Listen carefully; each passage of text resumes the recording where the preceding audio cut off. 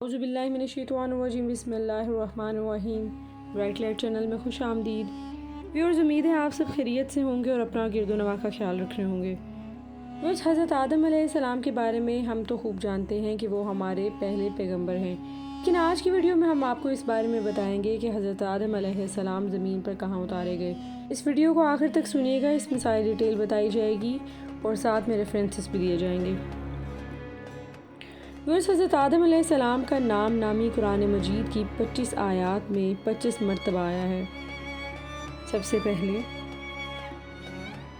سورہ بقرہ کی آیت نمبر، جو کہ قرآن مجید کی دوسری سورت ہے، آیت نمبر 31 سے 37 میں اللہ تعالیٰ فرماتے ہیں: ذرا تصور کیجئے جب آپ کے رب کریم نے فرشتوں کو بتلایا کہ میں زمین میں خلیفہ بنانے لگا ہوں، وہ کہنے لگے کیا آپ ایسی مخلوق پیدا کریں گے جو زمین میں فساد برپا کرے گی اور خون ریزی کرے گی، جبکہ ہم ہر قسم کی تحمید و تقدیس و تسبیح میں مشغول رہتے ہیں۔ اللہ تعالیٰ نے فرمایا میں جانتا ہوں جو تم نہیں جانتے۔ ویورز، اللہ تعالیٰ نے حضرت آدم علیہ السلام کو تمام ناموں کا علم عطا فرمایا اور پھر اللہ تعالیٰ نے وہ چیزیں فرشتوں کے سامنے پیش کی۔ سورہ بقرہ، جو کہ قرآن مجید کی دوسری سورت ہے، جیسے ہم نے آپ کو بتایا، اس کی آیت نمبر 30 سے 38 میں ہے: مجھے ان چیزوں کے نام بتاؤ اگر تم اپنے دعوے میں سچے ہو کہ اس مخلوق سے ہم افضل ہیں۔ فرشتے کہنے لگے مولا، نقص سے پاک تو آپ ہی ہیں، ہمیں تو بس اتنا ہی علم ہے جو آپ نے ہم کو دیا ہے، بلا شبہ آپ ہی سب کچھ جاننے والے اور خوب حکمت والے ہیں۔ اللہ تعالیٰ نے فرمایا آدم، ان کو ان چیزوں کے نام بتاؤ۔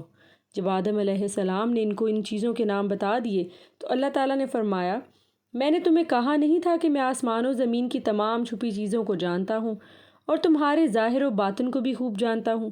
پھر جب ہم نے فرشتوں کو حکم دیا کہ آدم کے سامنے سجدہ ریز ہو جاؤ تو وہ سب سجدے میں گر پڑے مگر ابلیس نے انکار کر دیا۔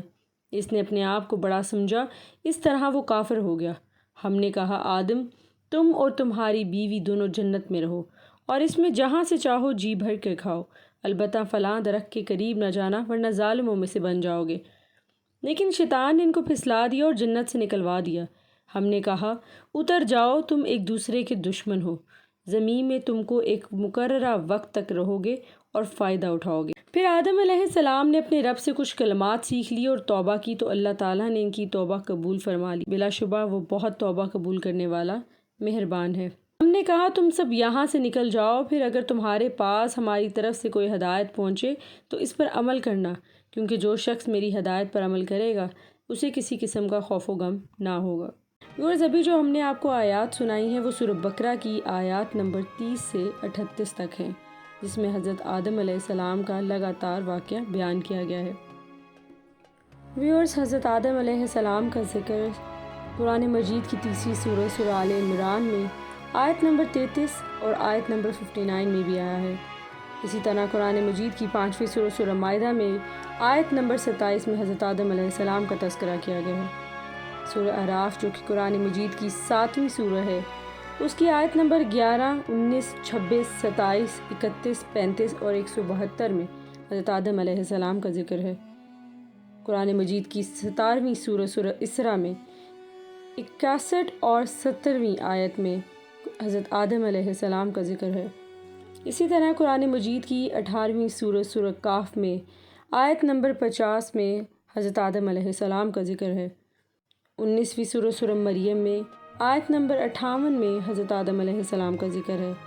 اسی طرح حضرت آدم علیہ السلام کا ذکر قرآن مجید کی 20ویں سورہ سورہ طٰہٰ میں 115ویں، 116ویں، 117، 120 اور 121 آیت میں بھی پایا جاتا ہے۔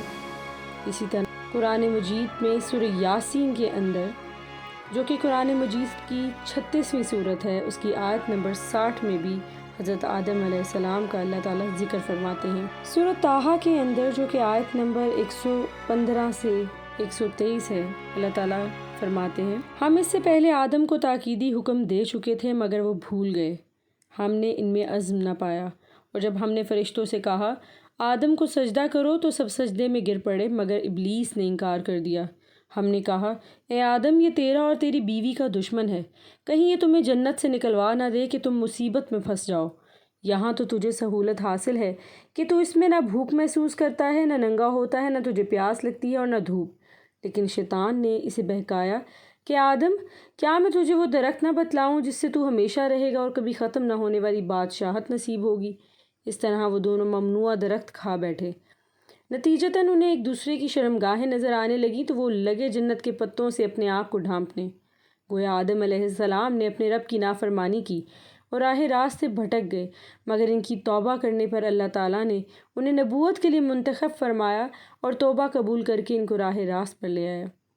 اللہ تعالیٰ فرماتے ہیں، تم دونوں جنت سے اتر جاؤ، تم ایک دوسرے کے دشمن ہوگے، پھر اگر تمہارے پاس میری طرف سے کوئی ہدایت پہنچے تو اس پر عمل پیرا ہونا، کیونکہ جو شخص میری ہدایت پر عمل پیرا ہوگا وہ نہ راہ راست سے بھٹکے گا نہ مصیبت میں پڑے گا۔ ویورز، تفسیر در منشور میں حضرت ابن عباس رضی اللہ عنہ سے روایت ہے کہ آدم علیہ السلام مکہ مکرمہ اور طائف کے درمیان علاقے دجنہ میں اترے تھے۔ بعض نے کہا ہے کہ حضرت آدم علیہ السلام صفا پہاڑ پہ اترے تھے اور حضرت حوا مروہ پہاڑ پر اتری تھی۔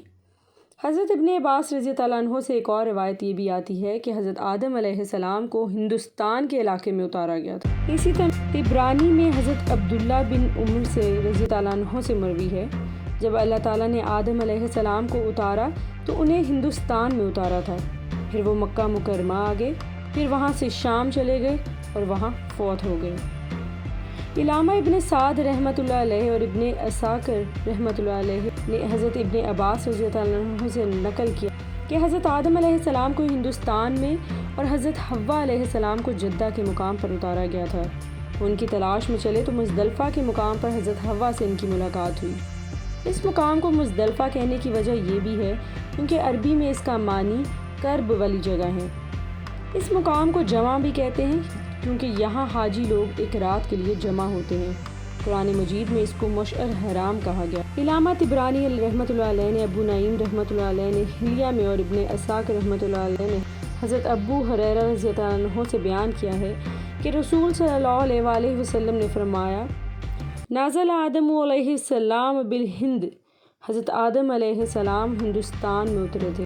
ابن عساکر نے ایک اور روایت بھی نقل کی ہے کہ حضرت آدم علیہ السلام جب زمین پر بھیجے گئے تو انہیں ہندوستان میں اتارا گیا۔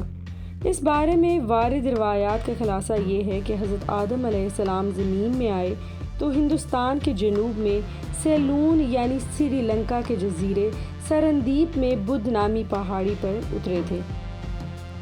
ابن بطوطہ اپنے سفر نامے میں لکھتے ہیں، میں اس جزیرے میں گیا تو میرا اصل مقصد حضرت آدم علیہ السلام کے قدم مبارک کی زیارت کرنا تھا۔ اس جزیرے کے لوگ حضرت آدم کو بابا اور حضرت حوا کو ماما کہتے۔ قدم مبارک کی زیارت کا آغاز حضرت ابو عبداللہ بن خفیف رحمۃ اللہ علیہ سے ہوا۔ حضرت آدم علیہ السلام کی قبر مبارک کے بارے میں بھی اختلاف ہے۔ بعض اہل علم کہتے ہیں کہ آپ کو ابو قبیس پہاڑ یعنی بیت اللہ سے قریب ترین جو پہاڑ ہے اس میں دفن کیا گیا۔ بعض اہل علم کا یہ خیال ہے کہ آپ کی قبر مبارک اسی جگہ بوز پہاڑ پر ہے جہاں آپ اترے تھے۔ یہ بھی کہا جاتا ہے کہ حضرت نوح علیہ السلام نے طوفان تھمنے کے بعد آپ کو دوبارہ بیت المقدس کے علاقے میں دفن کر دیا تھا۔ علامہ طبری، ابن اسیر اور یعقوبی کی روایات کی بنا پر ہمارے نزدیک کی راجح بات یہی ہے کہ توبہ کی قبولیت کے بعد حضرت جبرائیل علیہ السلام آپ کو اٹھا کر عرفات میں لائے اور افعال حج سکھائے۔ پھر آپ فوت ہوئے تو آپ علیہ السلام کو ابو قبیس پہاڑ کے دامن میں دفن کر دیا۔ ویورز، آپ کو یہاں پر یہ بھی بتاتے چلیں کہ معجم البلدان میں یہ بھی کہا جاتا ہے کہ آدم علیہ السلام سرندیپ میں رہون نامی پہاڑ پر اترے۔ یہ ساری ان کے ریفرنسز آپ کو ڈسکرپشن باکس میں مل جائیں گے۔ ویورز، اب آپ کو سرندیپ یعنی سری لنکا کے بارے میں بتاتے ہیں۔ یہ ملک جزیرہ نما دکن ہند کی جنوبی راس کماری کے جنوب مشرق میں بحر ہند کے اندر واقع ہے اور اس کا دارالحکومت کولمبو ہے۔ ابنائے پاک اس کو بھارت سے جدا کرتی ہے۔ اس میں ایک پہاڑی کی چوٹی پر ایک انسانی قدم کا نشان ہے جو مقامی مسلمانوں کے نزدیک حضرت آدم علیہ السلام کے پاؤں کا نشان ہے، جبکہ بدھ مت کے پیروکار اسے مہاتما بدھ کا نشان خیال کرتے ہیں اور ہندو اسے اپنے دیوتا سے منسوب کرتے ہیں۔ یاد رہے کہ سری لنکا کی آبادی میں اکثریت بدھ سنہالیوں کی ہے، جبکہ مسلمانوں کی آبادی صرف 10% ہے اور تامل ہندو یہاں پر 25% کے لگ بھگ پائے جاتے ہیں، جنہوں نے 15-20 سال تک سری لنکا کے شمال مشرق میں تامل ایلنام کے نام سے ایک ہندو ریاست قائم کرنے کے لیے خونریز گوریلا جنگ لڑی اور حال ہی میں وہ جنگ کا راستہ ترک کر کے کولمبو حکومت سے اپنے حقوق حاصل کرنے پر آمادہ ہو گئے۔ سرندیپ میں اسلام پہلی صدی ہجری میں وارد ہوا تھا۔ سری لنکا سرندیپ میں عرب تاجر آباد ہو گئے تھے، جن کے فوت ہونے پر ان کی بیوی بچے بصرہ جا رہے تھے کہ دیبل کے قریب بحری ڈاکوؤں نے انہیں لوٹ کر قید کر لیا تھا۔ اس پر گورنر عراق حجاج بن یوسف نے محمد بن قاسم کو لشکر دے کر بھیجا، جنہوں نے 1712 میں سندھ فتح کر لیا تھا۔ ان دنوں سری لنکا کی آبادی میں 10% مسلمان تھے۔ سری لنکا کی ہسٹری۔ اب آپ کو بتاتے چلیں کہ وہ پہاڑ جہاں پہ پاؤں کا نشان پایا جاتا ہے وہ حضرت آدم علیہ السلام کی طرف بہت سی روایات کی وجہ سے منسوب کیا جاتا ہے۔ امید ہے آپ کو آج کی ویڈیو پسند آئی ہوگی اور آپ کے علم میں اضافہ ہوا ہوگا۔ اگر آپ کو یہ ویڈیو پسند آئے تو اس کو شیئر کریں اور ہمارے چینل کو سبسکرائب کریں۔ بہت شکریہ، دعاؤں میں یاد رکھیے گا۔ اللہ حافظ۔